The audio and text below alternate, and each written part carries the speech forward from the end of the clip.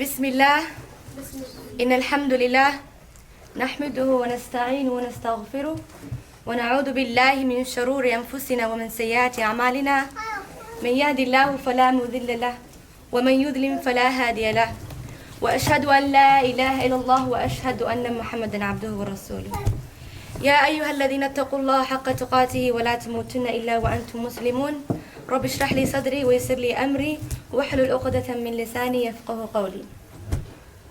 I here present to you the graduates here that will be graduating of the Stuxi today. The rarity of finding passionate students that put their deen first. They don't belittle it as Duxi being just a weekend thing, but they realize the importance of what Duxi brings. The sacred treasure that is taught here every time we gather.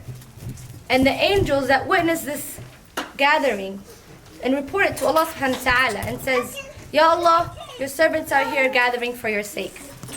The passionate efforts, time, and history of these young individuals are something to be joyous yet motivated about, both in the position of the students, the teachers, and the parents. These young girls all have strived to make it through their week to find their way to Allah subhanahu wa ta'ala's embrace. Allah that has guided our breath, our sight, our hearing, our limbs, and our speech has guided us today to witness these pure souls to stand before us and convey their love journey to the Quran. They not only have learned the Quran, but have applied its teachings by helping the other students and helping teach with the remaining time. They stand here before us today, indulging in the praise of Allah Azza wa Jal, acknowledging the motivations of their parents, and making prayers to their teachers as they continue their love journey to the Quran.